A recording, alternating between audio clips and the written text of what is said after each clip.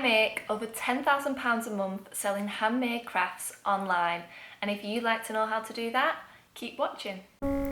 Hi, my name's Becky, and if you're new here, I make sun catchers and sun catcher DIY kits with video tutorials. I started Veneer Creations in 2017, and since then it has become a full-time successful business. Sun Catcher Diaries is where I record everything that goes on in my small business behind the scenes. In this video, we are going to talk about how you can find inspiration for your products and what you're going to sell online. I'm going to share with you how I find inspiration for my own creations, things that I use to this day and I have used all throughout my career in handmade crafts. This will work for people who don't even have a product yet, and for people who do have a product but maybe you're just struggling just to get to that extra step where you're getting them consistent sales. It also would work for somebody who is getting consistent sales. These tips on how to find inspiration will work for anybody. I'm also going to talk about what are the best places in 2024 to sell your handmade crafts. I'm going to talk about social media, marketplaces and websites. And right at the end, we're going to do a little activity to look at our strengths and weaknesses and how we can use them to make our handmade business a success. So in 2024, there are over £50 billion being spent on handmade crafts around the world. 15.7 billion of that is in the US. So the US is a huge amount of that. So if you think that you can't do this, I'm here to tell you that you're wrong, because there are so many customers out there spending their hard-earned money on handmade crafts. People want to purchase beautiful, handmade, new creative things for the home decor, to wear, to use in the gardens, just everything. And these people are using Instagram, they're using TikTok, they're using Facebook, they're using YouTube, they're on Etsy, they're using websites, they are everywhere. I do believe that if you are starting a handmade business, the best place to start is with something that you love. I don't think that chasing the money, personally, is the thing that's gonna get you to where you wanna go straight away. You need to have a love for this. The most successful people that I've seen out there that sell handmade goods are the ones that you can tell they love it. They're making things that would blow your mind because they absolutely love what they do and they can't get it out of their head. They're just in love with making new creations. And just before we get into the next part of the video, I just want to talk about how personally I use my visual brain. I don't know if you've heard before, but I am dyslexic and I have a very visual mind. So for me, manifestation and seeing things visually is how I have been so successful in my business. I always visualize how I'm gonna get to the next step. I think about it, I dream about it, and I just visualize how it's going to be, what it's going to look like, and it's like making a little film in my head. The power of manifestation is huge. You can literally rewire your brain to be successful. I know that if you've not done this before, it can sound a bit out there, but trust me, this is what I have done. If you don't have a visual mind, you can use affirmations, you can use lists, you can brainstorm. There's so many ways to get that creativity going in your brain and to visualize where you want to be. And just lastly, I just want to say I spent £15,000 on further education, which got me absolutely nowhere. I know a lot of people spend a hell of a lot more than that as well. And I'm just here to say that if you are wanting to sell handmade goods online, you will need to know marketing, you'll need to know how to work a business, all these different things, but you can learn them for free on the internet. There's also courses that you can purchase for way less than these thousands and thousands of pounds that you spend on further education in college and in university. And that is also how I have got where I am today. I have used mainly all the free resources on YouTube to teach me how to get where I am. So firstly, what are you gonna sell? These next steps that I'm gonna talk about are things I still use to this day. And even if you have a product already, these steps can really up your game. I am constantly evolving what I'm selling and constantly evolving my creations. And it's took me from making things like this to making things like this. What you're going to want to do is research, find inspiration, learn new ways of creating and new techniques, and then you're probably going to do a little bit of copying at first, but you're going to probably rework that and bring your own ideas into that. What I mean by copying isn't necessarily making the exact same thing as somebody else, but every single artist does this.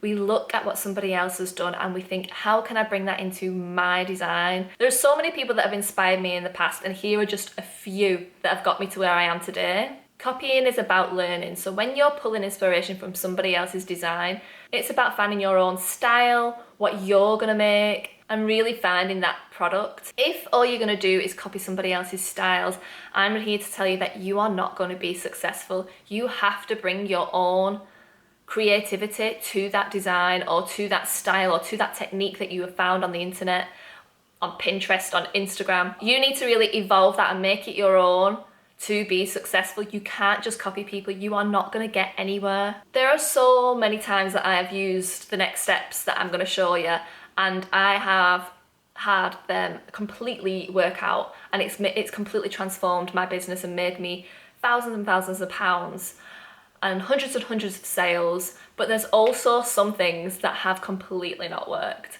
and just I've got nowhere with. But that's what it's about. It's about trying. I'm here today because I've failed so many times. You are gonna fail. It's not gonna work, but that's gonna get you to where you wanna be. So here's what I do to find inspiration on new products. The first thing I do is I look on Pinterest and I'll search for things. So personally, I'll search for things like unique sun catcher light, sun catcher, rainbows and things like that. So I will just scroll down and just see what catches my eye. For instance, the lampshades that I make, I found on Pinterest somebody that made like chandeliers, but they weren't chandeliers, they were sun catchers, completely different to what I make. But I was like, wow, that's amazing, I'd love to make something like that. So what I did at first is I played with some wire and I made something that was quite similar to that. But then I really evolved it because somebody else on Instagram, so this is the second thing that I would look at, is Instagram. So I would do the same thing. I would search for sun catchers, I would search for handmade goods, I would search for sparkly wall hanging, any words that I think would inspire me. And I'll scroll down and look at reels and look at photos and try and get inspiration. This is where I found this amazing lady who makes lamps, and I'll put a picture of her here so you guys can see because I can't remember what she's called, but she makes like vintage art deco style lamps that are just amazing, and that inspired me to find the bases for lampshades and make them into sun catchers. So as you can see, I'm picking little bits of inspiration from different artists and bringing them together to make my own items.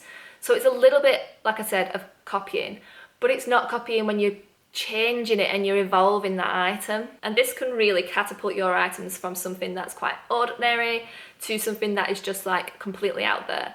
So for instance, I'm going to talk about, does anybody know the like rainbows that people make? So they kind of like wrap the material around a piece of string and they make them into rainbows. I'm not sure who originally made that design, but it was stunning and it completely took over the internet. But now there are so many people that do that. There are so many people that do these rainbows. But there's this one artist that I found on Instagram who completely evolved it and stitches these absolutely stunning beads onto her work. So she took that design and she completely made it her own, and she sells these for a really good price, obviously for the workmanship that she puts into them. But she's made a full business out of this, and her designs are stunning and really catch people's eye, which then generates her sales, and she's got lots of followers because of this, which then generates more sales. So finding inspiration on Pinterest and Instagram are the main places where I find my inspiration for my new ideas. But there's so many more. I also look at Etsy sometimes. I also look at TikTok. So I'm going to show you guys how I do this from start to finish. I'm going to give you examples, but I'm going to do this on my Patreon. So if you want to join our Patreon, on the small business tier, I'll put a link down below. I'm going to go through and show you exactly how I do this step by step. Another thing you need to think about, especially when you're moving on and you've found the item that you want to sell, is test out new materials. You need to make sure that you're not purchasing 1,000,001 different materials to make 1,000,001 different things. It's good to think about this very early on. So when you've found something that you really want to make and that really works for you and you are actually starting to sell it, you really need to stick to the same materials that you can use over and over again. For instance, on my sun catchers, I use little charms. I've got little star charms, little moon charms, and I probably use around like 5 different ones. I could use about 20, but then I can't buy them in bulk and it's going to get really hard to look after your stock. I sometimes purchase different ones if I want to make like one of a kind pieces like this, which is totally fine. But if you're going to be remaking something, which it's really good to have items that you can constantly remake, especially in the beginning. You need to make sure you don't have a huge range of materials that you're using and stick to a few different charms and keep remaking them in different designs. Another example of this is I only use certain sizes. So I'll use an 8-inch hoop, a 6-inch hoop, a 4-inch hoop and a 3-inch hoop. And that's the 4 sizes I use in hoop. And I'll probably never get a different size unless I make a piece like this, which is one of my show pieces. I have been asked a few times to make silver sun catchers, but again, if I stop making silver sun catchers, I need to buy all my materials all over again, and my inventory is just going to be out of control and really hard to organize and keep track of. And this brings me into, don't just sell one-of-a-kind pieces. It's brilliant in the beginning to do this because it's going to get you an idea of what you want to make. And one-of-a-kind pieces, especially show pieces like this, are gonna get you seen on Instagram. But what you want to do is find what it is you want to make and then find things that you can remake. So for instance, my sun catchers, I have sun catchers like this and this, which I can constantly remake. And these could be made at a much lesser price, and you can wholesale buy the stock in for these items. So you can remake them multiple times. But personally, I still think you should be making your one-of-a-kind items because that, for me, is my show items. That's what's going to get me my 300,000 followers on Instagram, my almost 100,000 followers on TikTok. Another thing I just want to say is make sure you do enjoy the quiet days, because these are the days, like I'm currently in summer right now, which probably for you and for a lot of different makers out there, summer can be a very quiet time for us, especially if you don't sell things that are seasonal for summer. This is kind of like my inventor stage. This is where I find the creativity. This is where I'm doing new items like this, and I just really have a lot of fun with it. I used to get so down and think, why are people not buying from me? But then I saw the pattern.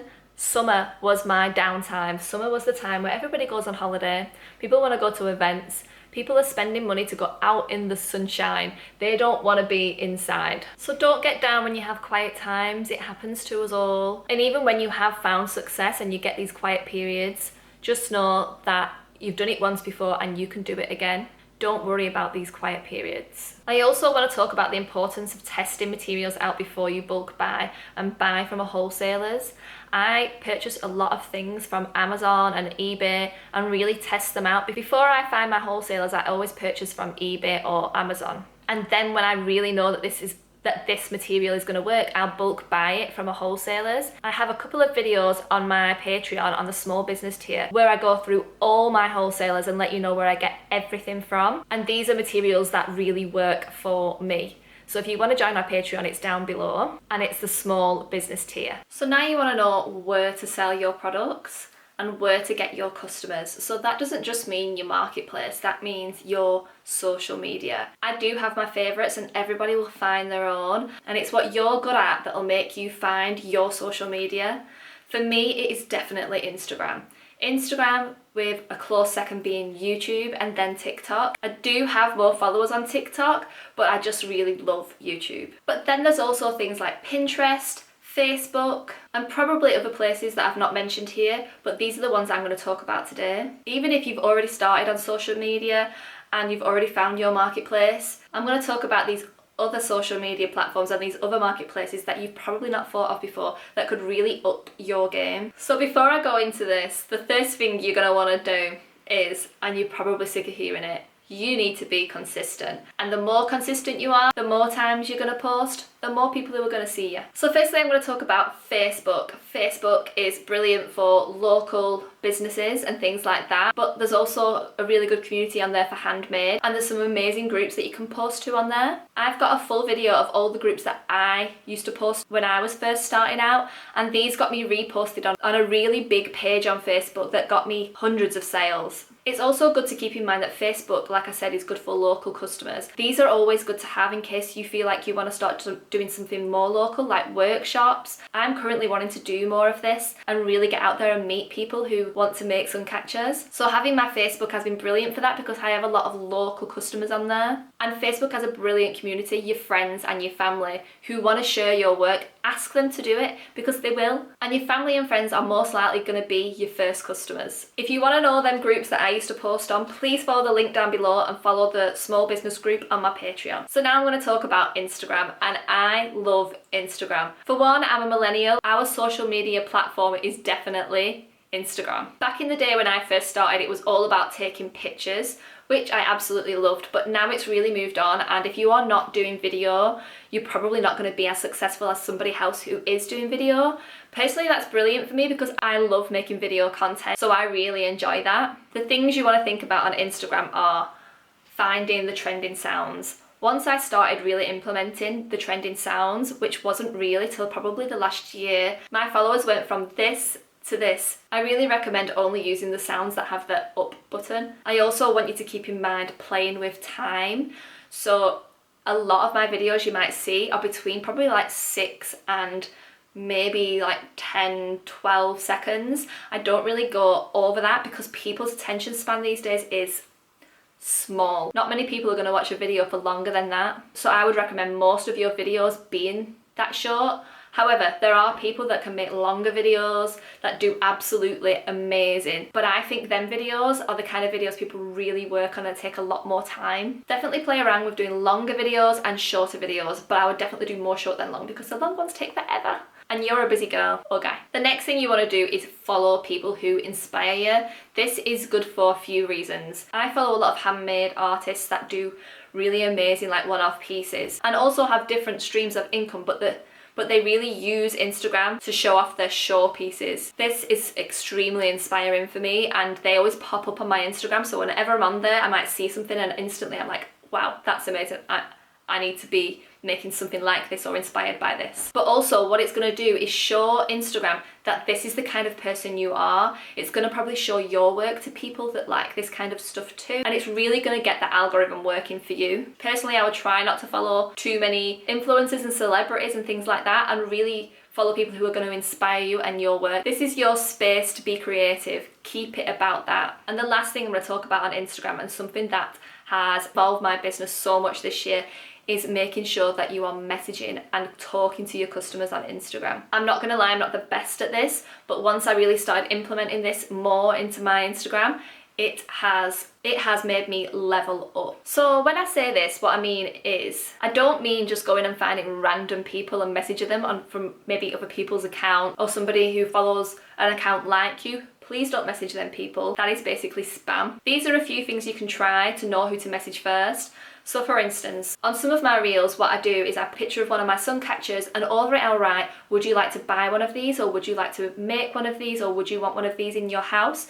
And whoever likes it or comments, mainly comments for me, if somebody comments down below and says, oh my god, I love it, or I will message that person and send them a link to the item. Or if you don't have a website or an Etsy yet, you could just message them and just say, would you like to purchase one? You could just write up a message saying something along the lines of, hi, thank you so much for following me, or thank you so much for commenting on my post. Please let me know if you'd like to purchase this item, buy it in this colour, that colour, something like that. Or you can give them the link to the item. If nobody comments on the post and just likes the post, you can still message that person and say the same thing. This doesn't work, unfortunately, for private people on Instagram, which is a pain, but you can also make sure you do a story as well with the link to that item, or just to say, please message me if you would like to purchase this. Or you can even put a comment underneath the post to say, please message me if you would like to purchase this. There's no shame in letting people know that you are selling this item. Another thing that you can do if you're really struggling to get likes and comments, if a new person follows your account, there's a reason why they followed your account.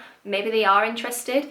You can message that person and also do the same thing, and just let them know like what you're selling, what you're doing. Hi, thank you for following me. Just want to let you know that this is what we do here. Please let me know if you're interested in purchasing any of our items. Thank you so much. God bless, or happy sparkles. I don't know, something like that. And that is going to really, really change up your game.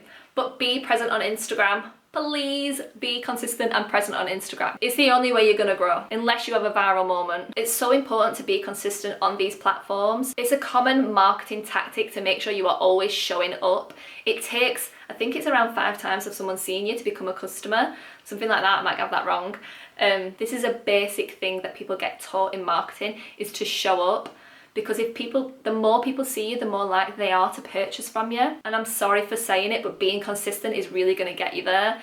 There is a business on Instagram called Finch Bakery. I don't know if you know them. Please let me know if you do down below, because that'd be amazing to know. They are quite local to me, but these guys really know how to do marketing, and they post probably like 5 times a day. And yeah, you're probably thinking, wow, 5 times a day, but they've done it, and it's one of the main reasons why they are so successful today, as well as the fact that they are quite funny and they make delicious cake. But the marketing tactic of always showing up every day, stories, multiple stories a day, multiple posts a day, it gets them seen, and people feel like they really know who the Finch Bakery twins are. By the way, they're twins. Like, because I see them so much on Instagram, if I see them in the street or something, it's like I've seen a celebrity, because they show up so much on Instagram. Now, on Instagram, there is an app that I use called KindMaster, and that really ups my game on there, and I can edit things in a really cool way, like make them faster, reverse them and things like that, and I'll be showing you how I do that on my Patreon. Another amazing platform that is very new and taking the world by storm, obviously, is TikTok. The TikTok, I feel, is very different to Instagram, and the customer on there is very different.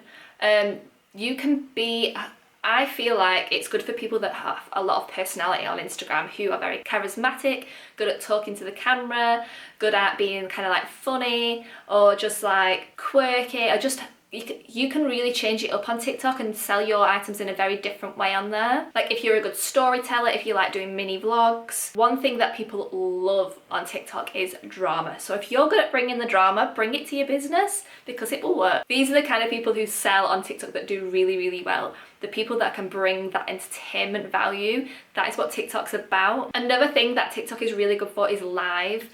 The businesses on there that do really well, that I follow, do lives every single day for like hours and hours. And again, it's like I feel like I know these people. Like, if I saw them in the street, I'd be like, that's that girl from TikTok Live. Like, she sells moisturizer and things. So I just like to look at other businesses. It's not always handmade businesses, and there's somebody on there that I watch at the minute, and she sells like moisturizer and things like that, and she's absolutely killing it because she goes live every day and makes multiple sales on there. I think like the sweets business on TikTok is really good, and good for if you go live. But just know that all these things take time, and you really have to put your all into this. I'm sure if you're already this far down the video, you already know that these kind of things take time, and just use your passion and your determination to get you there. Which brings us onto marketplaces. So to be honest with you, if you're selling handmade, for me, the only one that I can really talk about is Etsy, because that's where I started. Etsy is a brilliant platform. I can't deny that it's changed a lot since I first started. So I started in 2017, and back then it was, I feel like, a lot more handmade, and now you do get the Alibaba remakes, and you do get people just reselling on there a lot, and it's not handmade. I can tell when I scroll down on Etsy, the ones that are like really amazing artists that have just made the things themselves, and the reselling items on that I've bought from Alibaba. Personally, I don't want to buy them kind of things. If I'm on Etsy, I'm looking for the artist. I'm just going to show you. For instance, this kind of moth that I've got here was a handmade item that I purchased on Etsy, and I knew that that was fully handmade. I've got this tree that I bought from Etsy, and this is from she's called Tiny Tree. I am the customer on Etsy who wants the true handmade items and not the resold items. I want to know that the person on there is making it themselves, or at least their team is making it. It may be disheartening that there's a lot of resellers on there, but it is still an amazing marketplace to start. And if you are just starting out, that is the place that I would recommend, because it's going to be the cheapest for you. I would also use Instagram, Facebook, TikTok. If using all of them together is overwhelming for you, I would just choose the ones that you personally enjoy the most and bring your own traffic to Etsy, because when you start bringing your own traffic to Etsy, Etsy will reward you and start showing you to more people. It's an algorithm again, and if you're going to give Etsy money, it's going to give you it straight back. If you do have a bit of money behind you and you want to start your own website, that's great, but you're going to have to do the work. You're going to probably have to do twice as much work to get them customers to your website. People trust Etsy more than they trust people who have their own websites. There's a lot of reasons why people would rather purchase on an Etsy than a website. The first thing you're going to want to know if you're on Etsy is to have amazing photos, and I have the app, especially if you're selling stuff like me, maybe like jewelry and sun catchers. I have the app for you guys that will just bring your photos to life, and I will show you how I do that on my Patreon. The second thing you need to think about on Etsy is your SEO. There are millions of videos out there telling you how to do your SEO. I used something called eRank, and I used it completely free. There's plenty of things on there to do it completely free. You don't need to pay for it. But they're the two things you really need to think about: is your images and your SEO. Everything is to do with the search engine on Etsy. I'd search on YouTube, Etsy SEO, and there'll be so many videos that can help you out there. And last but not least, little by little, you need to fill your shop out and make sure that everything is filled out on your Etsy shop. That can also help the algorithm and elevate your shop. Personally, I did this bit by bit, and my shop was not fully filled out. I had my first few sales before I'd even done any of that. Just one thing that I want to put in here, I've not really spoke much about my website on this video, and that is because I do feel like having our website is further on down the line. Personally, if you don't have an audience already, unless you're willing to invest that money and kind of probably lose a bit of money at first, I would not invest in a website personally until I had sales already coming in. You don't want to give yourself too many things. I would become a master of Etsy and Instagram and social media before you would starting a website,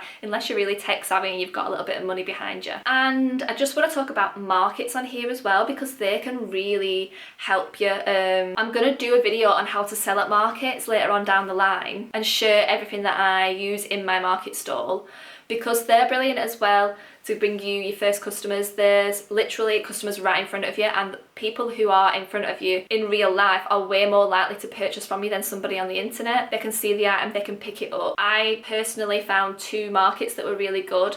The Makers Market and Crafty Vintage around where I am. Once you find them good markets, it's brilliant. There's obviously the weather you need to think about with these kinds of things, but it's great for somewhere to get started. And now I'm selling at places where I can make like £3,000 in one weekend, such as the Happy Place Festival and a few other like little festivals that I've been doing. So it's good to start on markets like that, really understand what you're doing, and then you can pay for a much more expensive market and make like 3 times as much. But don't be afraid to try markets out, because they are a lot of fun. Personally, I think they're a lot of fun. You meet people that have businesses like you and you can learn from them. For the last exercise, I want you to get a pen and paper, and I want you to have a really good think about what you think is holding you back in your small business. So I want you to think about what your weaknesses are personally in your personality that have held you back and that you think that you could really work on. So I want you to try and get 5. You might not be able to get 5, maybe 3. And I want you to just write them down on a piece of paper. So the things that you think are your weaknesses in terms of running a small business. So I'm going to read out my weaknesses, and my first one is writing. I am awful at writing. I'm awful at writing captions. I'm awful at writing all sorts of things. Even when I do my stories on Instagram, sometimes the way that I write it is just doesn't make sense, and it's just something I'm not good at. Another thing, obviously being dyslexic, that I'm awful at is spelling. If you've followed me for a while, you've probably spotted about 1 million spelling mistakes, because it's just something I'm not good at. And even with spell check and things like that, when you have a dyslexic mind, you still manage to spell things wrong. And again, a huge one for me, which I don't know if you're going to believe this or not, I am not good at talking publicly. I'm actually awful at it. I get my words mixed up, and I stop and start a lot, and I have to think about what I'm going to say quite a lot before I say it.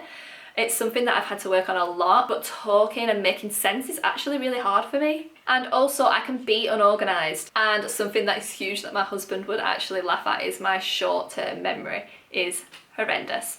I need to write things down, I need lists, I need to make sure I'm staying on track. I have a desk diary, one of the big diaries, where I write down everything that I need to do that day. If I don't have that, my day does not go anywhere near as well as it should do. And ordering materials that I need, I have to write it down the second I remember, because I will forget. So After you've done that, I want you to write down what you're good at, what are your strengths, what is going to help you in your creative journey into a small business. So I'm going to share mine. The biggest thing I would say about me is I am creative. It's the reason why the name of my business is Veneer Creations, because, and you'll see that I use the word creations quite a lot, because being creative is just something that I absolutely love, and it is something I've always been good at. Number 2 for me is my imagination. Again, it kind of spits into creativity, but my imagination goes so much further than that. I am a dreamer. I think about things a lot in my head before I do them. I can visualize things very well. I can manifest really, really well. I do that naturally. I didn't even know what manifestation was when I was already manifesting. Number 3 is I can be extremely passionate. If you met my husband and you met Sam, who I work with, the way that I talk about my business is extremely passionately. I get carried away sometimes and I just can go on and on and on about things forever, because I'm just so passionate about running a small business and about what I'm doing here. Another thing about me, it kind of fits in with passionate again, is I'm very determined. Once I decided I want to do something, I will do it through to the end, and if it fails, it fails, but I'll be like, no, I'm doing this and I'm trying it. If it doesn't work, fair enough, but I am going to make sure I try to do this as much as I possibly can do. And last but not least for me, I'm brave. I am definitely brave. I quit my job a year after starting Veneer Creations, and that could have gone terrible for me. There is an element of being brave in a small business anyway. You have to have that self-belief in yourself and be brave. So now what I want you to do lastly is think about the things that you are not very good at and the things that you are very good at. How can you use these things to combat these things? For instance, I'm not good at writing and spelling, so what I do is I go hard on my visuals, and if I really, really wanted to, I could hire someone to write my captions if I wanted to. Personally, I'm not quite there yet, but what I do is I use my creativity to make sure that my pictures and my videos are on point, and that for me combats the fact that my writing and my spelling is not that good. Another thing that I mentioned that I wasn't good at was talking. I am not very good at talking, and I wanted to do more YouTube videos, so what I did is I used my creativity. So I used my creativity in making sun catchers and macrame wall hangings back in the day, and I started making videos doing that. And because I was so passionate and creative doing that, it made my ability to be able to talk to the camera came on so much and improved so much from using them talents to combat the weaknesses. So yeah, just look at yours and see what you can come up with, and I'll see you in the next one. Thank you.